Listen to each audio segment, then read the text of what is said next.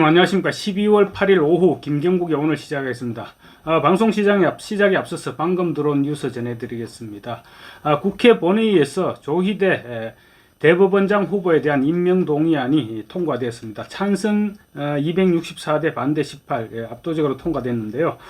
지난 9월 24일 김명수 전 대법원장 퇴임 후 이균용 후보자에 대해서 민주당이 부결을 시켰죠. 그래서 74일 동안 대법원장 사법부 수장의 공백이라는 사태가 발생했는데 이제 그 사태가 해소된 것입니다. 조희대 대법원장은 신임 대법원장은 인사청문회 과정을 통해서 지금 법원의 가장 심각한 문제로 재판 지연 문제를 들면서 신속한 재판의 필요성을 강조해 왔습니다.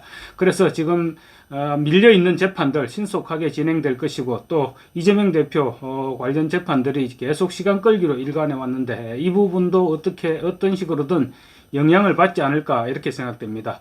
그리고 오늘 본회의에서는 또 윤석열 대통령이 거부권을 행사한 노조법과 방송법 이들 법안에 대해서 재투표해서 부결돼서 이들 법안들이 폐기되었습니다. 그리고 한동훈 법무부 장관의 등판이 오늘은 예상보다 빨라질 듯하다, 이런 소식 전해드리겠습니다. 지금 이제 이번 개각에서 한동훈 장관이 제외되면서 한 장관이 연말 연초까지 가느냐 이런저런 얘기가 나오고 있는데, 설령 한 장관이 내각을 떠나는 시점은 그때가 될지도 모르겠습니다. 그렇지만 당이 지금 워낙 시급하기 때문에 한 장관에 대한 관심도는 한층 높아질 것으로 그렇게 보입니다. 한 장관에 대한 관심도가 높아진다는 것은 사실상 등판한다는 것과 또 별다른 차이가 없는 얘기죠. 국민의힘 민요안 혁신위원회가 실패를 하고 예상대로 여당과 대통령의 지지율이 추락하고 있죠. 그러면서 당 안팎에서 지금 비대위 체제로 들어가야 된다, 이런 목소리가 빗발치고 있습니다. 비대위로 갈 경우 한동훈 장관은 유력한 비대위원장 후보 카드의 하나죠. 한 장관을 비대위원장으로 발탁하든 아니든 한 장관에 대한 당의 등판 요구는 계속해서 거세질 수밖에 없는 그런 상황인 것 같습니다. 오늘 발표된 갤럽 여론조사에서 장내 정치 지도자 선호도를 묻는데, 이재명 대표는 지난 11월 2주차 조사에서는 21%였는데 오늘은 19%로 떨어졌습니다. 반면 한동훈 장관 지난 11월 2주차에서는 13%였습니다. 그런데 3%포인트 오른 16%로 지금 이재명 대표와 한 장관 불과 3%포인트 밖에 차이가 나지 않습니다. 한 장관의 선호도는 지금 계속 치솟고 있는 상황입니다. 이에 반해서 국민의힘 지지도는 지금 바닥 모르게 떨어지고 있죠. 그래서 한 장관 등판 요구가 더욱 거세질 수밖에 없는 것입니다. 이런 가운데 충격적인 국민의힘 내부 보고서가 오늘 언론에 보도됐습니다. 정부 여당의 지지율이 폭락해서 이대로라면 내년 총선에서 참패할 것이다, 이런 내부 판세 보고서인데요. 여당 내부에 지금 폭탄이 떨어졌습니다.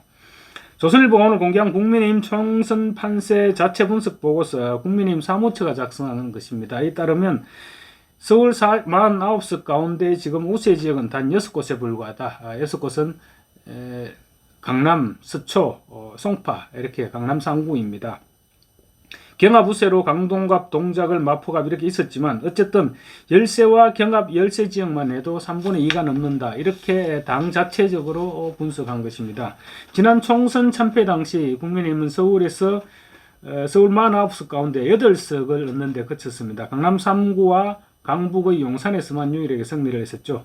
그래서 이번에 국민의힘 내부 보고서대로라면 지난 총선보다 더 형편없는 성적표를 받아들 가능성 배제할 수 없어졌다는 것입니다. 문제는 이런 보고서가 나왔는데도 당 지도부는 지금 아직 아니란 태도를 바꾸지 않고 있다는 것이죠. 지도부에서 쉬쉬하면서 외부 유출만 신경 쓰고 있다는 얘기입니다. 당 지도부에서는 총선이 아직 많이 남았다, 충분히 대비할 시간이 있고 또 어떻게 요동칠 줄 모른다, 요딴 소리만 하고 앉아 있다는 것입니다. 지난 총선에서 참패할 때도 미래통합당, 그때 지금 국민의힘 전신이죠. 미래통합당 지도부에서는 총선 직전까지 우리가 과반 일당을 할 수 있다, 이런 흰소리를 하다가 결과는 103석이라는 참패를 당했죠. 지금 최근 여론조사에서도 지금 이 같은 심각성이 그대로 드러나고 있습니다. K-스탯 엠브레인 코리아 리서치, 한국 리서치 이렇게 4개 회사가 공동 조사한 전국 지표 조사 어제 발표됐습니다. 윤석열 대통령에 대한 긍정 평가는 3% 포인트 떨어진 32%, 부정 평가는 4% 포인트 증가한 60%였습니다. MBS 조사에서는 윤 대통령의 지지율이 올 들어 최저치로 나타났습니다. 연합뉴스와 연합뉴스TV 그리고 매트릭스 리서치가 실시한 여론조사에서는 윤 대통령 지지율이 33%로 지난달보다 4%포인트 떨어졌습니다. 그리고 이 같은 수치는 지난 5월 원래조사 실시 후 최저치라고 합니다. 그리고 매트릭스 조사 더 심각합니다. 내일이 총선이라면 민주당 36%, 국민의힘 31%입니다. 지난달 조사에서는 국민의힘 33%, 민주당 32%였는데 완전히 역전된 것이죠. 특히 선거 승패를 가른 중도층 수치가 지지율이 심각합니다. 국민의힘은 20%인데 반해서 민주당은 40%, 2배입니다. 그리고 중요한 지금 20대 지지율도 민주당 32대 국민의힘 16%로 정확하게 더블 스코어입니다. 중도층과 20대가 완전히 지금 민주당에 쏠려 있다는 거죠. 정부 견제론이 또 50%, 정부 지원론이 37%에 불과합니다. 이 같은 여론조사 결과는 4년 전과 비슷한 내용입니다. 4년 전에 당시 한국갤럽조사에서 문재인 대통령을 문재인 대통령을 뒷받침하기 위해서 민주당을 지지해야 된다. 이런 여론이 49%, 아니면 문재인 대통령이 견제해야 된다는 게 37%였습니다. 이 지금 반대로 지금 이해찬 전 민주당 대표 어제 최근 들어서 내년 총선에서 민주당이 수도권 70석만 먹어도 최소 154석은 될 것이다 이렇게 자신했습니다. 민주당이 단독 과반을 빼앗길 것 같지는 않고 민주당이 단독 과반을 넘기느냐 아니면 지난번처럼 180석을 넘기느냐 이것이 관건이라고 주장했습니다. 이 전 대표 지역별로 구체적 수치까지 거론했는데요. 호남과 제주를 합쳐서 30개, 부울경 7개, 충청, 강원 22개 중 17개 이렇게 하면 84석이 되는데요. 거기에다 수도권에서 5, 60개, 지난번에는 민주당이 130개를 먹었습니다. 예찬 대표의 표현이 개입니다. 개. 50개, 60개 이렇게 표현했습니다. 그러니까 수도권에서 5, 60개만 먹어도 140개, 70개를 먹으면 154개가 된다는 얘기입니다. 수도권에서 30여석을 잃는다 해도 과반 제1당이 가능하다고 전망한 것입니다.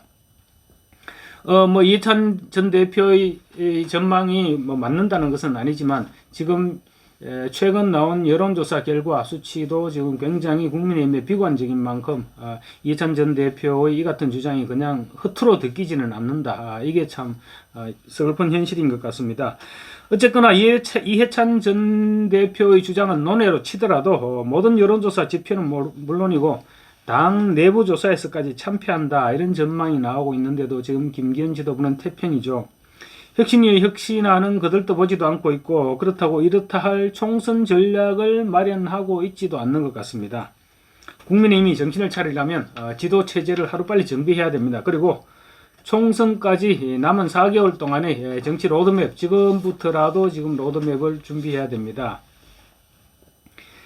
당 내부에서 지금 워낙 총선 전망이 어둡게 나오고 여론조사 결과도 형편없는 수치로 나오면서 당 내부에서 수도권 출신 의원들을 필두로 지금 부글부글 끓고 있습니다. 오늘 의원총회에서도 의원들이 심각하게 문제를 제기했다고 합니다. 수도권을 포기하고 영남자민련으로 쪼그러들 것이냐 이런 수도권 의원들의 불만이 폭발했다는 것이죠. 종로에 출마하겠다고 선언한 하태경 의원은 SNS에서 이렇게 얘기했습니다. 혁신위를 방해하고 좌초시킨 당 지도부는 도대체 무슨 배짱인지 모르겠다. 판세 보고서를 감추기만 급급한데 성적표를 숨긴다고 성적이 사라지나 이렇게 지적했습니다. 종로 지금 현직 국회의원 최재형 의원 수도권을 포기한 수포 집권당으로는 내년 총선에서 승리하기 힘들다. 민주당 180석 발언에 대해서 비난이 아닌 대책이 있어야 된다. 그래서 수도권은 어떻게 할 생각이냐 이렇게 따져 물었습니다. 성일종 의원 과감한 자기 희생을 주문했습니다. 김기현 대표의 결단을 촉구한 것이죠. 의원들은 이 같은 반발은 충분히 예견됐던 상황이기도 합니다. 진작부터 혁신위의 혁신안에 무대응으로 일관하는 김기현 지도부에 대해서 수도권 포기 정당이다, 뭐 영남자민련으로 돌아가려고 하느냐, 이대로 가다가는 강서구청장 보선 패배 시즌2가 된다, 총선이. 이런 원색적인 지적들이 잇따라 왔었습니다. 김기현 지도부의 전면 개편, 이제 더 이상 선택이 아니라 필수 항목이 되어가고 있는 것 같습니다. 김기현 대표 지난 10월 11일 서울 강서구청장 보궐선거 패배 이후 그때도 이제 비대위 구성에 대한 당내 요구가 빗발쳤죠. 그러니까 김기현 대표 비대위 구성을 피하기 위해서 혁신위 구성을 제안했습니다. 그래서 혁신위 구성으로 위기를 모면했었죠. 그런데 결국은 우려대로 혁신위는 시간 끌기에 불과했다, 이런 평가가 나오고 있습니다. 김기현 지도부가 혁신위의 혁신위의 요구안을 하나도 수용하지 않은 채 혁신위 활동은 조기 종료했기 때문입니다. 여당에 대한 민심은 지금 폭발의 일보 직전입니다. 국민의힘의 이 같은 추락은 사실 뭐 충분히 예견됐던 상황입니다. 혁신위와 지도부가 삐걱거릴 때부터 충분히 예견됐던 부분이죠. 국민들은 혁신위의 혁신안에 갈취를 보냈었습니다. 그래서 김기현 대표가 수용할 수밖에 없지 않겠나, 이렇게 다들 전망을 했는데 김기현 대표 버티기를 일관했고 끝내는 윤석열 대통령까지 덜먹이면서 위기를 모면해왔죠. 인현 혁신위가 실패하면, 지금 사실상 뭐 실패로 지금 결론이 지어지고 있습니다. 그러면 김기현 지도부도 실패한다는 분석 진작부터 나왔던 것입니다. 따라서 지금 이제 비대위를 구성해야 될 타이밍이다, 이런 주장이 지금 거세지고 있는 것입니다. 아마 내일부터 이 같은 요구가 분출될 것입니다. 당 안팎에서 비대위 구성에 대한 요구가 분출될 것이고, 비대위원장 하마평에는 뭐 한동훈 장관을 비롯한 여러 사람들의 이름이 오르내리겠죠. 김기현 비대위는 그래서 공천관리위원회를 빨리 구성해서 공천관리위원회로 비대위를 대신한다, 이런 전략을 가지고 있었던 것 같습니다. 그렇지만 이제는 김기현 대표 이선 후퇴가 전제되지 않은 이상 이제는 뭐 거의 백약이 무효인 상태, 이런 상황이 되지 않았나 싶습니다. 김기현 대표 더 이상 앉아 있어도 의미가 없는 그야말로 식물 대표로 전락하고 말 것입니다. 그래서 김기현 대표에게는 두 가지 선택지가 앞에 놓인 것 같습니다. 대표직을 유지하는 대신 총선 불출마를 선언하고 혁신에 앞장서는 것, 그리고 대표직에서 밀려나고 그리고 나중에 떠밀려서 또 총선 불출마를 선언하게 되는 것. 어떤 선택이 당과 윤석열 정부 그리고 자신에게 도움이 될 수 있을지 김기현 대표 이제는 판단해야 될 시점인 것 같습니다.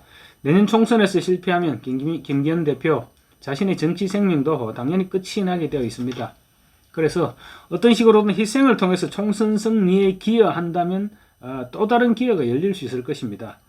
김기현 대표 어떤 선택을 할지 모두 지켜보고 있을 것입니다. 감사합니다.